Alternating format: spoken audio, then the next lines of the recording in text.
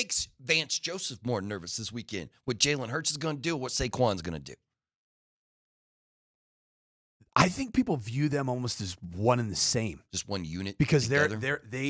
because of the quarterback-driven run game and how it typically is connected to some writing of the mesh with the running back, and that running back being Saquon Barkley. You have to really treat them as a unit and that offensive line as a unit. And that's what makes the Eagles a real identity team. Don't you think that offensive line, even post Kelsey era, they just they feel like they're all one core. Mm-hmm. Dallas Goedert, Jalen Hurts, Saquon Barkley, and all 5 of those offensive linemen. They feel like they're one and the same. And so my thing is, like, what are you afraid of? That unit. Yeah. Because if you slow that unit down and you can get into some third downs, and we'll call them third down and greater than 6, boy, you're going to be in a great spot. How do you do that? You stop that unit. You slow that unit down. You have got to play bully ball. You've got to be physical. And I know the word bully has a very negative connotation now, and I'm sensitive to that. But it's the one place maybe on planet Earth that you can actually be a physical bully, and it is okay. Mm-hmm. And you got to do that in this game if you're the Denver Broncos.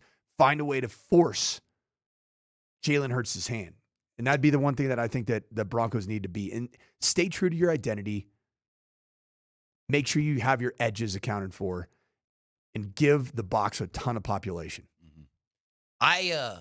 I think you might be right. I think the game might actually come down to the Eagles' offensive front versus the Broncos' defense. I think that's the game. Yeah. I think that's the game. I agree wholeheartedly. I know. I mean, that's going to be a war. A war. That's going to be just, that's going to be a battle.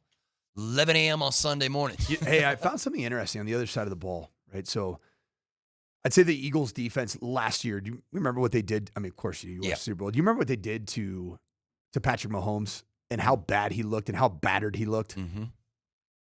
Would you say that last year in the Super Bowl, that was the worst surrounding cast that Patrick Mahomes has had? Ooh. Like in terms of health with Travis Kelce, receiver health? Yes. I would think so, right? Yeah. All right, so PFF. This is a really Ian Hartitz. He combined stats for average team PFF rush grade, average receiving grade, average pass blocking grade, and average run blocking grade. So it's essentially who has the best supporting casts in football right now. Number 1, Josh Allen. He's got the best supporting cast in football. Offensive supporting cast. Yeah. 2, the Detroit Lions. Interesting. 3, Bo Nix's Denver Broncos. No, really? They are grading out as an average top 3. Well, is that why PFF puts him at the bottom of the list? Because he has players around him, but he's not producing it. Because we talked about this yesterday. Like, what exactly is it about Bo Nix that PFF hates? What is those underlying numbers that they hate about that man at the quarterback position? And it's this kind of stuff, right? It's this kind of stuff. Like, you should be producing more with the kind of support you are currently getting from your offensive line and the defensive side of the ball. Boy, I think it's just a couple missed throws, and I think the Titans game still looms large because that team has proven to be just as bad as there is, and not shredding that team really hurt Bo. And then the missed open throws in the Chargers game, those 2 things right there is what. But you know what? It's going to start evening out. I think it is. I really do, and you'll see it. It's even like.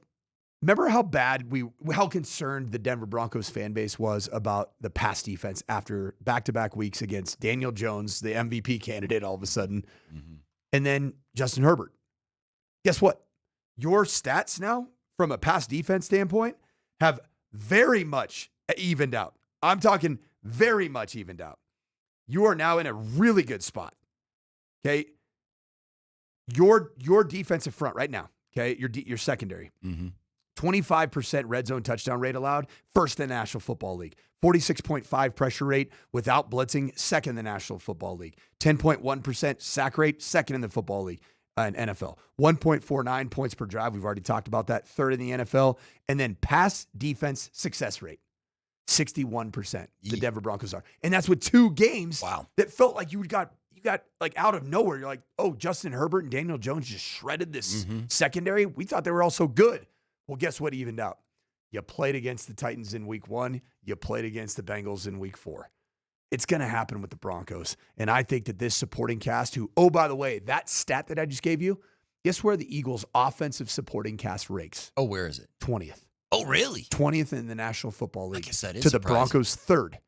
Ooh. So Bo just needs to play good football. Not Okay. elite. He doesn't need to play otherworldly. Just play good football. Can